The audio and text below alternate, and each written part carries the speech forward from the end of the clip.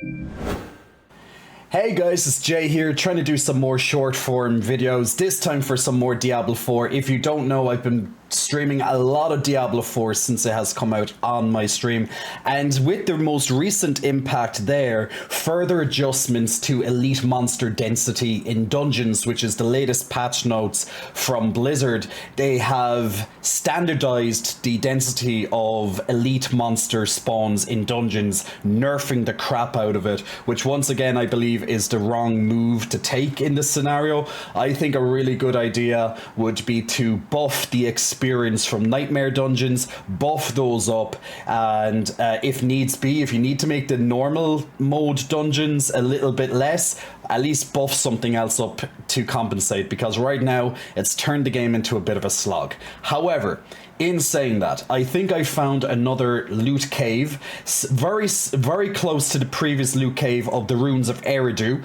Slightly north of that, we have the Blind Burrows. So if you come here from, I can't even pronounce whatever the hell this is called, this particular waypoint, and come up to the Blind Burrows right here, this is where we will begin our journey. So first and foremost, this cave is full of spider type enemies, so it's not bad to have an elixir or beast slaying available, which is going to increase your damage to spiders and the like. So what we're going to do, we're going to come straight into the Blind Burrows. Once again, I believe this could be a really lucrative solution, since it is such a short dungeon. You could probably finish this in about 3 minutes solo, maybe even a hell of a lot faster, I'd imagine, if you're doing a group content, because what you could do is you could take a one route each to find each of the infected people. So what I'm going to do is I'm just going to run down through this dungeon as quick as possible, show you my route, and hopefully not die in the process. But we'll try and do this as fast as we realistically can, while also taking a bit of precaution not to die. So don't worry about drops right now. That's not the main objective about collecting all the drops. You can always come back to this if needs be. So there's the first guy down. As you can see, they're always spawning in the corner. I'm just trying to get some extra experience while I'm here. If you want, on the way back, if you want to collect some of the drops, particularly if you're lacking a bit of gold right now and you want to sell, or maybe you want to salvage some of those yellow drops. So just making our way as quick as possible through this dungeon. And we're pretty much keeping to the perimeter of the dungeon. Now you can come down the middle corridors if you want to really clean up as much as possible, but there really is no need. There's no need to kill everything, unlike the Ruins of Eridu, to progress into the next area. Now obviously with the Ruins of Eridu, we never did want to, well, we didn't need to kill everything because we weren't going to progress into the second part of the dungeon. But as you can see, I'm just pretty much slaying everything that I see. I'll pick up this, why not, along the way. And we have 2 out of 3 of the infested villagers already out of the way, flying away through the dungeon. Very straightforward. I'm just going to do a quick, oh, okay, I must have cancelled out of that deep freeze by a little bit of an accident there.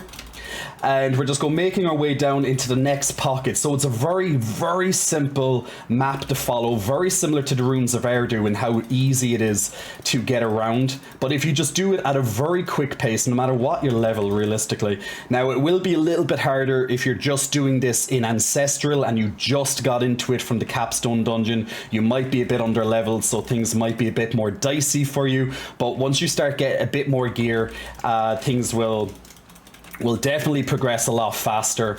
So this is the type of speed I'm looking at here. Once again, I'm only picking up the odd items here and there, but to be honest, I'd probably, just for gold farming purposes, I'd probably continue it. Now, once you kill all of the villagers, these 2 elites will start to spawn, and this is definitely, you could end right here at this point of the dungeon. I'm just going to kill these guys off so they don't interfere with what I'm about to say. That probably took about 3 minutes. So here we go. Number 1, number 2, number 3, and then coming up to the final area, because this opens up once you slay the infested. Now usually you'll have another 2 or 3 elites here as well, so you can definitely take these out if you so wish. which is a good idea. So, and you're going to end your run if you want now at this point. So at this point, you can press E on your emote, you can leave the dungeon, teleport outside, exit the game, log back in, and repeat again.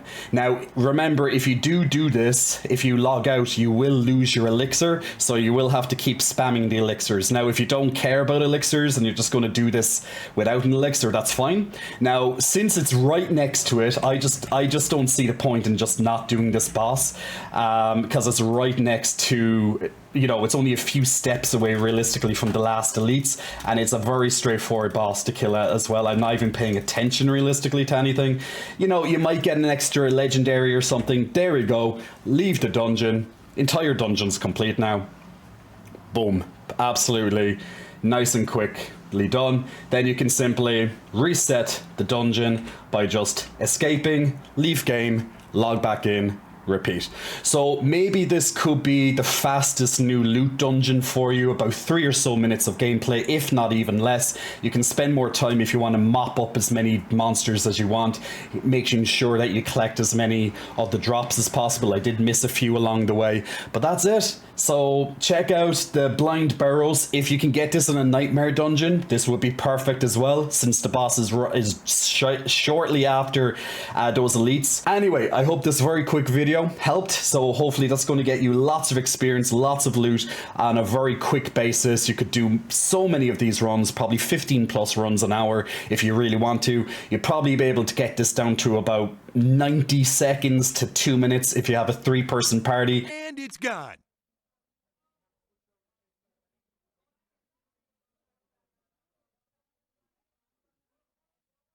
What? It's gone. It's all gone. Fresh meat.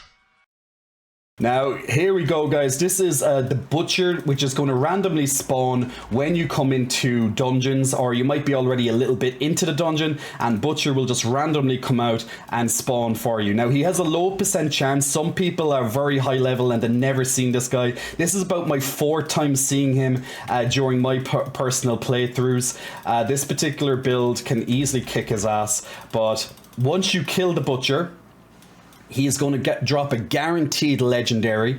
So nice to be able to kill the butcher. Just keep at him, because when he's a higher level, he's going to constantly try to escape you for a few seconds to build up another shield. If you do die while fighting the butcher, he will simply despawn after he kills you. So you only get 1 shot to kill him anytime he comes up. I was literally just finished recording a video based on the blind burrows, and I said I'm going to come back in because it reset, and here we are right almost at the entrance. Butcher is just like, fresh meat. You can run away if you wish, but he will despawn. But if he kills you before you kill him, he's gone either way. But with risk comes great rewards to getting a guaranteed legendary drop. So until the next video, guys, take it easy.